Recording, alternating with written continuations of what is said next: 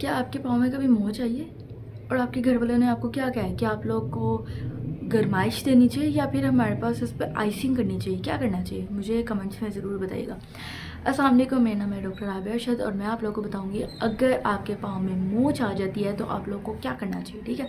और पहले तो ये भी बताऊंगी कि मोच किस वजह से आती है और उसमें क्या क्या चीज़ें करनी चाहिए, क्या क्या चीज़ें नहीं करनी चाहिए, जो आप घर पे इजीली कर सकते हैं। उसके अलावा मैंने एक्सरसाइज भी ऐड किया है जो आप कुछ टाइम बाद करेंगे, ठीक है। तो चलें वीडियो को स्टार्ट करते हैं। ओके, सो मैं आप लोगों को बताती हूँ कि मोच जो है ना वो किस तरह से आती है। मोच उन लोगों को भी आ सकती है जो कि यंग है, मोच उन लोगों को भी आ सकती है जो कि एथलीट है, मोच उन लोगों को भी आ सकती है जो कि ओल्ड एज के लोग हैं, ठीक है। लेकिन मोच आने की वजह क्या है? बेसिकली आपका जो पाँव होता है वो जब किसी जगह से टकरा जाता है, ठीक है, कोई पत्थर से या किसी भी वजह से किसी चीज़ से टकरा जाता है तो उसकी वजह से आपका जो पाँव होता है वो अंदर की तरफ मुड़ जाता है, वहाँ पर मोच आ जाती है, ठीक है। बेसिकली आपका जो पाँव होता है वहाँ पे 3 लिगामेंट्स मौजूद होते हैं, ठीक है। 3 लिगामेंट्स मौजूद होता है, उनमें से बेसिकली आपका जो एंकल जॉइंट है वहाँ पे जो लिगामेंट्स मौजूद होता है उनका काम यही होता है कि अपने जोड़ को अपनी सही जगह पे रखें, ठीक है।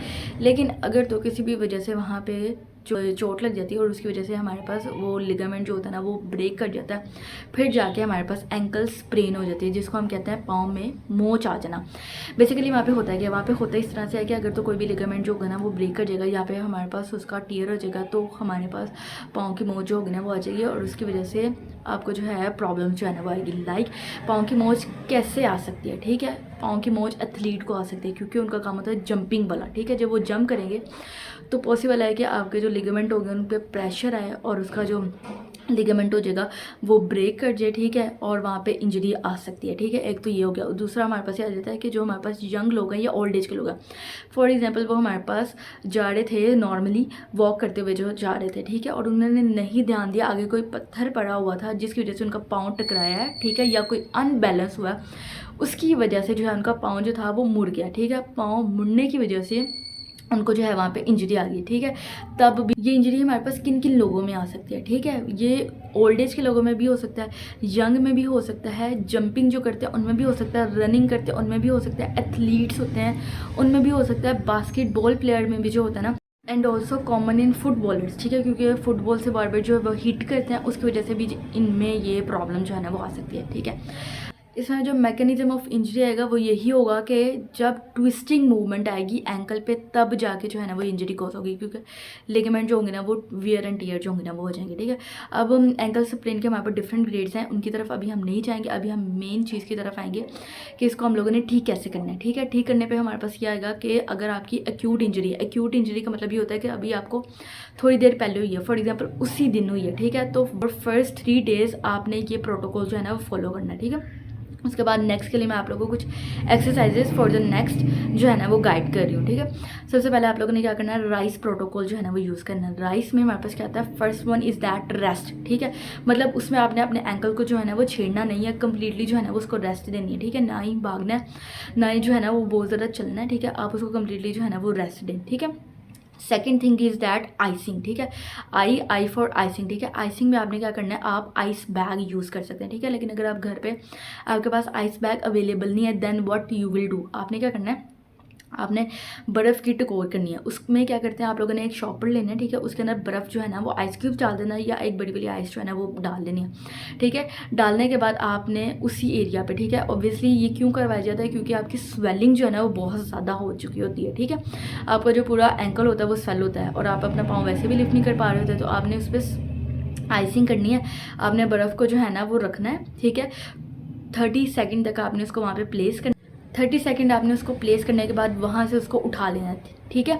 और ये आपने स्ट्रेट 10 मिनट्स के लिए करना है, ठीक है। 5 to 10 मिनट्स के लिए आप करेंगे तो उससे बहुत रिलीफ मिल जाएगा और आपकी जो सूजन होगी, स्वेलिंग होगी वो बहुत हद तक कम हो जाएगी, ठीक है। इंस्टेंट आपको रिलीफ मिल जाएगा, पेन जो होगी वो बहुत ज़्यादा कम हो जाएगी, ठीक है।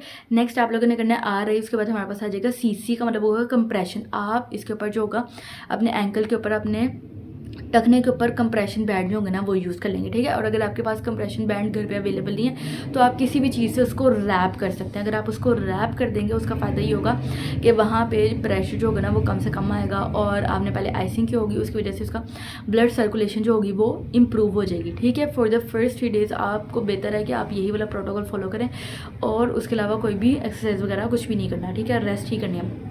And the fourth thing is that हमारे पास क्या आ जाएगा, elevation. E for elevation. Elevation का मतलब ये होगा आपने अपने पाँव के नीचे जो है ना कोई तकिया वगैरह रखें, ठीक है। पाँव ज़्यादा देर आपने लटका के नहीं बैठना और पाँव को जो है ना वो सीधा रखना है और उसके नीचे जो है वो तकिया प्लेस करना है। जब आप इस तरह से तकिया प्लेस करेंगे तो उस पर जो है आपका पाँव जो होगा ना वो ऊपर रहेगा। ऊपर रहने की वजह से ये फ़ायदा होगा कि आपका जो वीनस रिटर्न है, ठीक है, मतलब वो क्या हो जाएगा, मतलब डिसरप्ट नहीं होगा, जिसकी वजह से आपको स्वेलिंग नहीं आएगी। तो मतलब RICE ये प्रोटोकॉल जो है वो आपने फॉलो करना है, इससे आपको बहुत ज़्यादा जो है वो फ़ायदा होगा। एंड फर्स्ट 3 डेज़ करेंगे तो उससे बहुत ज़्यादा अच्छा है, ठीक है। उसके बाद कुछ एक्सरसाइजेज हैं जो जिसकी तरफ आपने जाना है और वो लाजमी, ताकि आपका जो एंकल स्प्रेन है वो ठीक हो। बेसिकली जब सॉफ्ट टिश्यू इंजरी आती है तो हमारे पास फर्स्ट क्राइटेरिया होता है कि हमने रेस्ट ही देनी है, ठीक है। उसके जब वो क्रोनिक में जाना शुरू होगा, ठीक है, मतलब आफ्टर सम डेज, तो उसके बाद आपने आपने क्या करना है, एक्सरसाइज प्रोटोकॉल जो है ना वो फॉलो करना है ताकि आपका एंकल स्प्रेन ठीक हो जाए। सॉफ्ट टिश्यू इंजरी में हम बहुत दफ़ा इतनी ज़्यादा चीज़ें इतनी जल्दी नहीं करवाते हैं, ठीक है। वो इसलिए नहीं करवाते ताकि आपका लिगामेंट जो होगा ना उसको प्रेशर कम से कम मिले और वो हीलिंग की तरफ आए, ठीक है। जब वो हील होना शुरू हो जाएगा फिर हम एक्सरसाइज ऐड करेंगे ताकि अच्छे तरीके से जो है ना वो रिकवर हो सके, ठीक है। पहले रेस्ट एंड देन फिर कुछ एक्सरसाइजेस, ठीक है। और मैं आप एक्सरसाइज जो है वो देख सकते हैं। सबसे पहले आप लोगों ने क्या करना है, आपकी जो अफेक्टेड साइड होगी, फॉर एग्जांपल मैं कहती हूँ कि मेरी जो राइट साइड है ना, ठीक है, ये जो हमारे पास एंकल है, यहाँ पे जो था एंकल से प्लेन आई थी, तो मैं इसको क्या करूँगी, होल्ड करके रखूँगी और दूसरी वाली जो मेरी लेग है ना इस पर हमारे पास वजन डालूंगी, ठीक है। इसको बस मैंने होल्ड करके रखना है, ठीक है, और 1 मिनट के लिए होल्ड करना है, ठीक है। उसके बाद आप इसको रिलैक्स कर सकते हैं, ठीक है। और आपका जो सारा का सारा जोर होगा वो इस पर आएगा, इससे आपकी स्ट्रेंथनिंग जो होगी ना वो हो जाएगी। जो सेकंड एक्सरसाइज है उसमें हमने क्या करना है, उसमें मैंने अपने जो फुट है, ठीक है, उसको मैंने एलिवेट करना है, ठीक है। हील्स जो होगी उसको एलिवेट करना है और उसके बाद ये करना है, ठीक है, ये चीज़। इससे भी क्या होगा, मेरी जो एंकल है उसकी स्ट्रेंथनिंग हो जाएगी। जो मेरे पास थर्ड एक्सरसाइज है इसके अंदर मैंने क्या करना है, अपना जो एंकल होगा उसके ऊपर वेट डालना है, ठीक है। और जो मेरी अनअफेक्टेड साइड है, मतलब मेरी ठीक वाली साइड, इससे मैंने क्या करना है, आगे की तरफ, ठीक है, और पीछे की तरफ जो है वो मूव करना है, ठीक है। सेम एज दैट मैं साइड पे लेके जाऊंगी और जो है इधर की तरफ लेके जाऊंगी। जो मेरी फोर्थ एक्सरसाइज है उसमें मैंने क्या करना है, अपने इस वाली लेग के ऊपर जो है वो जोर डालना है। जोर डालने के बाद इसके ऊपर जोर डाल के मैंने खड़े होना है, ठीक है। फिर मैंने जो है वो बैठना है, फिर मैंने इस पर जोर डालना है, फिर खड़े होना है। एंड द फिफ्थ और लास्ट एक्सरसाइज है उसमें आप लोगों ने क्या करना है, आपने एंकल की सिर्फ मोबिलाइजेशन करनी है, ठीक है। ये घुटना आगे की तरफ करना है, ठीक है, और पीछे की तरफ, ठीक है। फिर आगे की तरफ करना है और फिर पीछे की तरफ, ठीक है। इससे क्या होगा, आपका एंकल मोबिलाइज हो जाएगा, ठीक है, और आपका बैलेंस मेंटेन होगा। दैट कि आप लोगों को ये वीडियो अच्छी लगी होगी और इसमें मैंने आप लोगों को जो एक्सरसाइज बताई है और फॉर द एक्यूट इंजरी, मतलब अगर वो उसी टाइम हुई है तो तब आप लोगों ने क्या प्रोटोकॉल फॉलो करना है, जो मैंने आप लोगों को बताया, आप लोगों को अच्छे तरीके से समझ आ गया होगा। लेकिन अगर आप लोगों को फिर भी कुछ चीज़ समझ नहीं आई और अगर आप लोगों ने कुछ पूछना है तो आप लोग मेरे से कमेंट सेक्शन में पूछ सकते हैं या आप लोग मुझे व्हाट्सएप कर सकते हैं ताकि मैं आप लोगों को उससे के रिलेटेड डिटेल में जो है वो समझा सकूँ। तो अगर आप लोग को वीडियो अच्छी लगी है तो आप लोग इसको अपने फ्रेंड्स और रिलेटिव्स को भी शेयर कर सकते हैं अगर किसी को भी ऐसी इंजरी आई हो, ठीक है। एंड आप लोग मेरा चैनल जो है वो सब्सक्राइब भी कर सकते हैं ताकि और मज़ीद अच्छी वीडियोज़ जो है ना वो आप तक पहुंच सकें। And thank you so much for watching this video. अल्लाह हाफिज़।